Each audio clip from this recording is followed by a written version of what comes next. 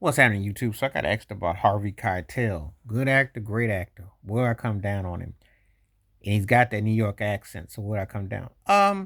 He gives you a tough guy, rough around the edges, street vibe. I think how would I say this about Harvey Keitel? What would I describe it as? If I had to put it in perspective. Dare I say he's kind of like the Scottie Pippen of actors. And that he's got a range about him that holds up really well against others and he can hold his own. But I never quite see him as that dude.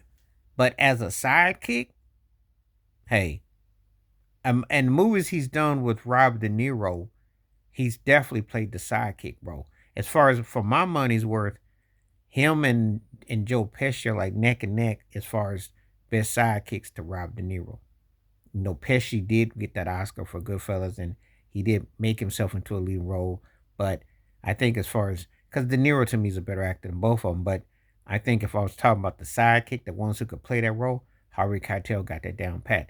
Don't quite look at him when I watch his films and think, oh, he's this cat that jumps out where I'm thinking to myself that he's dominant, you know.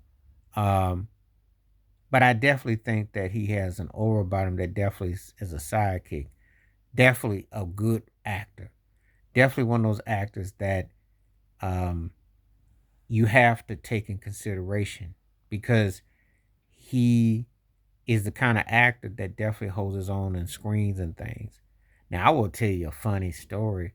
How did I first become aware of Harvey Keitel? And it wasn't Taxi Driver.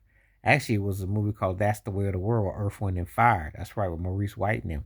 Because he was playing a producer with Charles Stephanie and Maurice White. He was pushing the band, the group. And it's campy and all that, and low budget and all that. But I liked his role. That was, one of his early roles that he did. But he had a hustler's mindset and a hustler's vibe. And I watched his movies. He played the pimp in Taxi Driver to Jodie Foster. That wig cracked me up and his vibe cracked me up. But he did pretty good. He definitely could hold his own. And of course, like I said before, Reservoir Dog with Quentin Tarantino, he's held his own in Mean Streets. He held his own in big roles.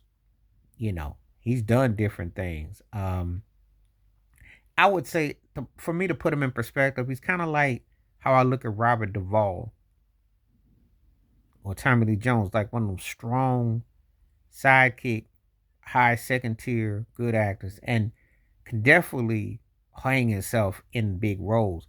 But I just don't think that the way it works out that his career is really rolled that way. I think it's a strong second. Yeah. And probably the baddest sidekick, one of the baddest sidekick cats that you could have in a movie if you was trying to sell a movie.